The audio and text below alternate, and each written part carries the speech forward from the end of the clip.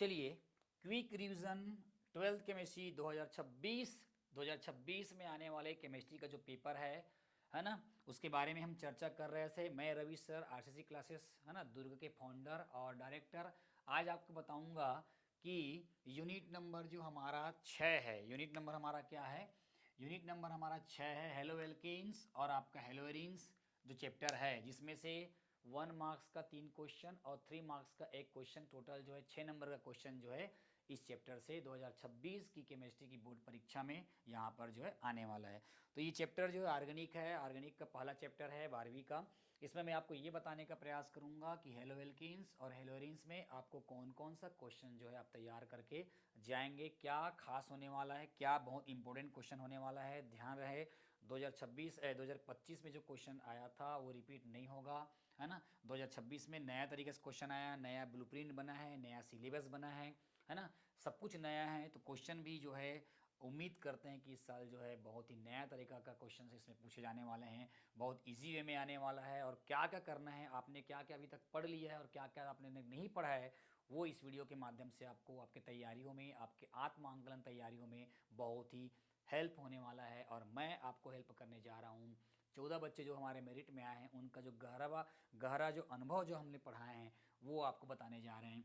तो सबसे पहले हेलो एल्केन्स और हेलोरिन्स में अपन को आईयूपीए नेम करना है, क्लोरोफॉर्म है, बेंजीन हेक्साक्लोराइड है, डीडीटी है, इस टाइप से दे दिया रहेगा। इसका आईयूपीए नेम करने आ सकता है या नॉर्मल जो एनसीईआरटी के जो एग्जाम्पलर हैं या बुक के पीछे में जो दिया हुआ है उस टाइप का आपको नामकरण दे सकता है। उसको आपको क्या करना है, नॉमेनक्लेचर करना है। या कभी कभी इसमें केमिकल रिएक्शन बस लिखो करके भी क्वेश्चन आ सकता है, लेकिन ये पैटर्न बदला है ना।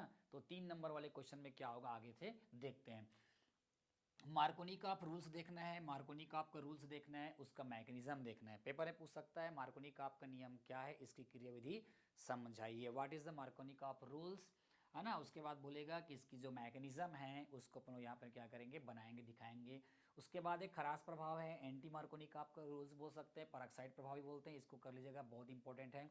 उसके बाद ना SN1 और SN1 और SN2 कोई भी केमिकल रिएक्शन दे दिया रहेगा, बोलेगा कि दिए गए रिएक्शन में कौन सा रिएक्शन जो है जिसमें SN1 फास्ट होता है या SN2 फास्ट होता है। तो आपको पता होगा, इंटरमीडिएट के बारे में पता होगा, कार्बोकेटाइन के बारे में पता होगा। 3 degree carbocation, 2 degree carbocation, 1 degree carbocation जो होता है वो SN फास्ट रिएक्शन देता है, मतलब 3 डिग्री ज़्यादा, है ना, SN फास्ट देता है। तो इस प्रकार के क्वेश्चन इसमें आ सकता है और 1-2 क्वेश्चंस जो है एनसीईआरटी की बुक में उसको प्रैक्टिस कर लेना। अब बात करते हैं जो सबसे मेन जो कड़ी है ऑर्गेनिक का, सबसे जो मेन कड़ी है हेलो एल्केन्स और हेलोएरिन्स की, वो है आपका नेमिंग रिएक्शन। तो नेमिंग रिएक्शन में अपन को क्या करना पड़ेगा, वुड्स रिएक्शन करना पड़ेगा। उसके बाद जो है वुड्स फिटिंग रिएक्शन करना पड़ेगा, एक फिटिंग भी कर सकते हो, फिंकेलस्टाइन है, हुंसडीकर है ना, फिडल क्राफ्ट रिएक्शन है, सेंडमेयर है। और एक क्वेश्चन और कर लेना आप, हेलो फॉर्म, है ना, हेलो फॉर्म रिएक्शन भी कर लेना। तो नेमिंग रिएक्शन में इतने नेमिंग रिएक्शन अगर आप कर लोगे तो बहुत इंपॉर्टेंट है। इसमें स्वार्ट्स रिएक्शन भी कर सकते हो, आने लायक अच्छा क्वेश्चन है वो, स्वार्ट्स रिएक्शन भी कर सकते हो यहाँ पे, ठीक है। तो नेमिंग रिएक्शन में इतने नेमिंग रिएक्शन को एकदम बिल्कुल पक्का कर लेना, एकदम बिल्कुल सडनली कर लेना, क्योंकि 3 नंबर का है, 2 रिएक्शन देगा, है ना, 1.5 नंबर का देगा, इसको आप अच्छे से कर सकते हो। उसके बाद आता है क्या होता है जब, व्हाट हैपेंड व्हेन, क्या होता है जब, है ना, what happened when right a chemical, है ना, right A only chemical reaction, बोलेगा केमिकल रिएक्शन उसको लिखना है। तो ये कहाँ से बनता है भैया, ये जितने भी व्हाट हैपन जो वेन बनता है वो केमिकल रिएक्शन से ही बनता है। केमिकल रिएक्शन में जैसे आपको पूछ देता है, आपको मालूम होगा कि वुड्स रिएक्शन में क्या करते हैं हम लोग, चलो फॉर एग्जांपल एल्किल हैलाइड के 2 मॉलिक्यूल्स लेते हैं इन प्रेजेंस ऑफ द, है ना, ड्राई ईथर, है ना, और इसको जो है सोडियम मेटल के साथ अगर हम लोग क्या करेंगे, रिएक्शन कराएंगे, तो वहाँ पर हाइड्रोकार्बन एल्किन्स क्या होता है, फॉर्म्स होता है। तो यहाँ पूछ सकता है व्हाट हैपन व्हेन में पूछ सकता है क्या होता है जब मेथिल क्लोराइड के 2 अणुओं को शुष्क ईथर की उपस्थिति में, है ना, शुष्क ईथर की उपस्थिति में सोडियम धातु के साथ अभिक्रिया कराई जाती है। क्या बोलेंगे, 2 मॉलिक्यूल ऑफ क्या हो जाएगा आपका, methyl chloride in presence of the dry ether, है ना, एंड ट्रीट क्या करेंगे, सोडियम मेटल्स। तो ये नेमिंग रिएक्शन को हमें क्या करना है, इसके अकॉर्डिंग में तैयार करना है। उसके बाद है एल्किल हैलाइड का, बहुत इंपॉर्टेंट है। एल्किल हैलाइड को कैसे बनाया जाता है, इसको बनाने की विधि के लिए SOCl2 डार्जन रिएक्शन है, इसके साथ रिएक्शन कराइए, PCl के साथ रिएक्शन कराइए और आपका HCl के साथ कराइए। मतलब SOCl2 PCl3 और HCl के साथ आप रिएक्शन एल्किल हैलाइड कैसे प्राप्त करेंगे, बनाने की विधि इसको अपन को कर सकते हैं। C4H9Br के आइसोमर हैं, C4H9Br के कितने आइसोमर बन सकते हैं उसके बारे में पूछा जाया है। और उसके बाद ना बॉइलिंग पॉइंट है, इंक्रीजिंग ऑर्डर और डिक्रीजिंग ऑर्डर, घटता क्रम और आपका बढ़ता क्रम करके बॉइलिंग पॉइंट वाला क्वेश्चन है, आपको दे सकता है। आइडोफॉर्म, क्लोरोफॉर्म, कार्बन टेट्राक्लोराइड, ऐसे बहुत सारे है ना, यहाँ बहुत सारे क्या करेंगे, आपको कंपाउंड दे दिया रहेगा, उसमें बोलेगा कि किसका किसका बॉइलिंग पॉइंट ज़्यादा होता है, किसका कम होता है, घटता क्रम लिखिए, बढ़ता क्रम लिखिए, ये वाला क्वेश्चन भी आप यहाँ से कर सकते हैं।